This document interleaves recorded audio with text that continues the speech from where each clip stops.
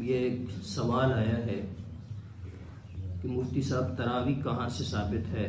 کیا نبی کریم صلی اللہ علیہ وسلم نے تراویح پڑھی ہے؟ کیا اس کی جگہ درود شریف اور ذکر اذکار کر لیے جائیں تو وہ بہتر نہیں ہے؟ یہ سوال عام طور پر رمضان میں کیا جاتا ہے۔ کچھ لوگ ایسی باتیں پھیلا دیتے ہیں لوگوں کے اندر، مسلمانوں کے اندر شکوک و شبہات پیدا کرنے کے لیے۔ تو یاد رکھیں کہ تراویح احادیث مبارکہ سے بڑی صراحت کے ساتھ ثابت ہے۔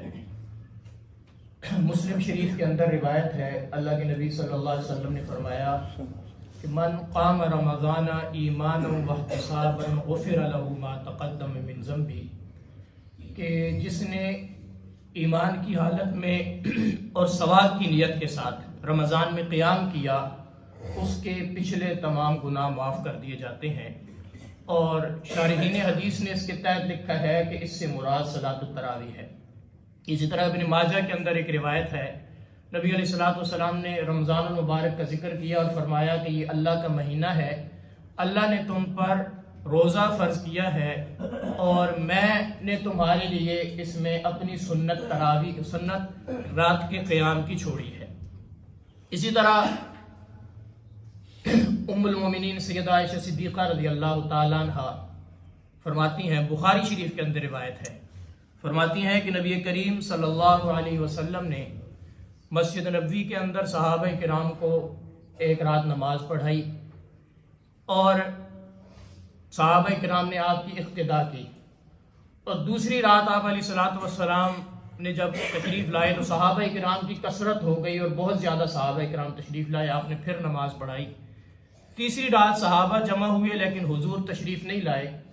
فجر کے وقت حضور علیہ السلام تشریف لائے اور فرمایا کہ میں نے دیکھا جو تم نے کیا، لیکن میں صرف اس وجہ سے باہر نہیں آیا یا اس بات نے مجھے روکا کہ کہیں یہ نماز تم پر فرض نہ ہو جائے۔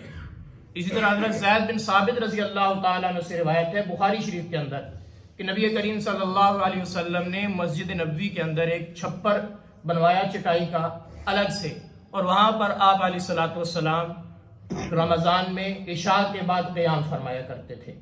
مصنف ابن شیبہ، معجم طبرانی اور بہقی شریف کے اندر روایت ہے کہ نبی کریم صلی اللہ علیہ وسلم، حضرت ابن عباس رضی اللہ تعالیٰ عنہ فرماتے ہیں کہ نبی کریم صلی اللہ علیہ وسلم رمضان المبارک میں وتر کے ساتھ 23 رکعت پڑھا کرتے تھے، یعنی کہ 20 رکعت تراویح اور 3 رکعت وتر۔ اسی طرح چونکہ حضور علیہ الصلوۃ والسلام کے زمانے سے تراویح پڑھنا، پڑھانا، باجماعت پڑھانا یہ ثابت ہو گیا، لیکن اللہ کے نبی صلی اللہ علیہ وسلم نے جماعت کی مداومت صرف اس وجہ سے نہیں کرائی کہ فرض ہونے کا اندیشہ تھا، کیونکہ آپ علیہ السلام کے زمانے میں احکام نازل ہوتے تھے، صحابہ کرام کا دور آیا تو یہ اندیشہ نہ رہا، چونکہ اب احکام مکمل ہو چکے، دین کامل ہو چکا، اب کسی نئے حکم نے تو آنا نہیں تھا۔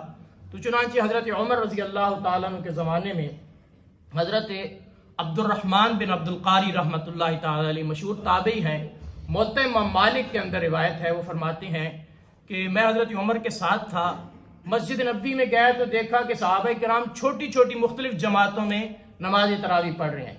یہ بات نہیں کہ صحابہ تراویح کی جماعت نہیں کراتے تھے، یہ نہیں کہ صحابہ تراویح، صرف یہ کہ الگ الگ جماعتیں تھیں۔ حضرت عمر رضی اللہ تعالیٰ نے کہا کہ کیا یہ اچھا ہو کہ یہ سارے ایک امام کے پیچھے جمع ہو کے ایک ہی جماعت ہو؟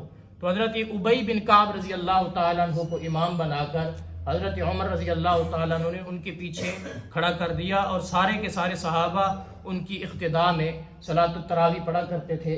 اور موطئ امام مالک کے اندر ہی یزید بن ہارون رحمۃ اللہ علیہ سے روایت ہے کہ حضرت عمر کے دور میں جو نماز تراویح حضرت ابی بن کعب پڑھایا کرتے تھے وہ 20 رکعت تھی۔ تو یہاں پر مقصد چونکہ 20 رکعت ابھی ثابت کرنا نہیں ہے، یہ بھی ایک عنوان ہے، بعض لوگ 20 رکعت کا انکار کرتے ہیں، جمعے میں انشاءاللہ اس پہ تفصیلاً بات کریں گے۔ یہاں پہ یہ ہے کہ تراویح کا ثبوت حضور سے بھی ہے، خلفائے راشدین سے بھی ہے۔ اب جو لوگ اعتراض کرتے ہیں ان سے یہ سوال ہے کہ حضرت علی رضی اللہ تعالیٰ عنہ جو چوتھے خلیفہ ہیں اور اعتراض کرنے والے یا تراویح کا انکار کرنے والے چونکہ حضرت علی سے محبت کا دم بھرتے ہیں یا حضرت علی کا نام زیادہ لیتے ہیں، تو ان سے سوال یہ ہے کہ کیا حضرت علی رضی اللہ تعالیٰ نے تراویح پڑھی یا اس کا انکار کیا؟ آج اگر جو لوگ انکار کرتے ہیں تو ان سے سوال یہ ہے کہ حضرت علی نے تو کبھی انکار نہیں کیا، اگر ایسا ہوتا تو حضرت علی اپنے دور خلافت میں رکوا دیتے، اگر معاذ اللہ یہ کوئی بدعت ہوتی یا کوئی بری چیز ہوتی.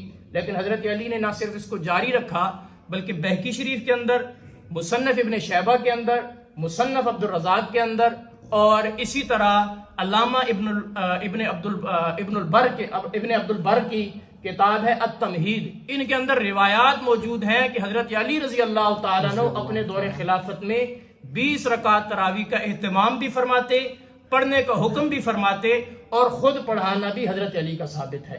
اور جو منکرین ہیں ان کی کتاب مشہور نہج البلاغہ کی شرح ابن عبد الحدید کی، اس کے اندر حضرت علی کا فرمان موجود ہے کہ حضرت علی مسجد میں تشریف لائے، دیکھا صحابہ کرام تراویح پڑھ رہے ہیں، فرمایا اللہ رب العزت حضرت عمر کی قبر پر کروڑہا رحمتیں نازل کرے اور ان کی قبر کو منور کرے جنہوں نے ہماری مسجدوں کو منور کر دیا. تو حضرت علی سے بھی تراویح نہ صرف ثابت ہے بلکہ اس کی تحسین بھی فرمائی اپنے دور میں.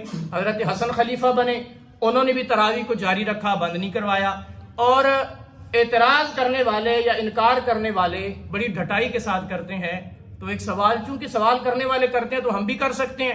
تو ہمارا سوال یہ ہے کہ حضرت علی سے لے کر حضرت حسن عسکری تک 11 ائمہ اہل بیت، ان میں سے کسی ایک سے، ان کی اپنی کتابوں سے کسی ایک سند صحیح کے ساتھ کوئی ایک روایت ثابت ہو جائے جس میں ان ائمہ اہل بیت نے تراویح کا انکار کیا ہو یا اس کو روکنے کی بات کی ہو یا انہوں نے کہا ہو کہ تراویح ثابت نہیں ہے، تو ہم بھی چھوڑ دیں گے. لیکن وہاں پر تہذیب الاحکام کے اندر، الاستبصار کے اندر جو ہے تراویح پڑھنا امام جعفر صادق سے بھی ثابت ہے، امام موسیٰ کاظم سے بھی ثابت ہے، امام زین العابدین سے بھی ثابت ہے. تو تمام ائمہ اہل بیت نے تراویح پڑھی ہے. تو اس لیے یہ اعتراضات کرنے والے، اصل مسئلہ یہ ہے کہ تراویح اور قرآن کا بڑا گہرا تعلق ہے. تو اللہ نے الحمدللہ تراویح ان کو دی جن کو اللہ نے قرآن دیا.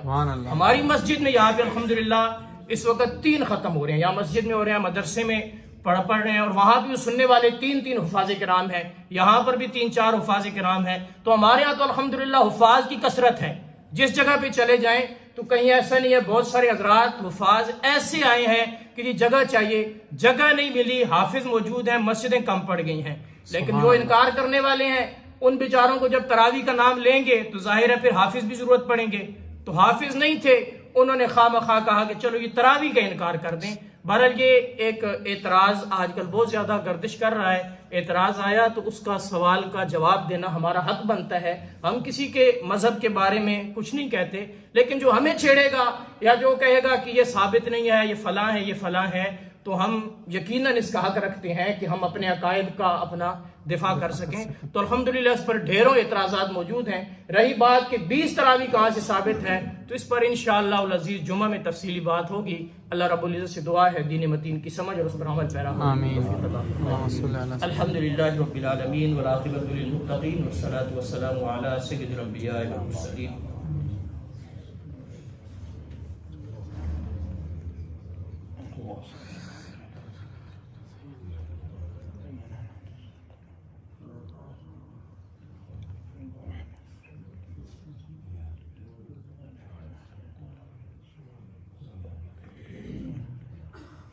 صلی اللہ تعالی علی خیر خلقہ محمد و آلہ و اصحابہ اجمعین برحمتک یا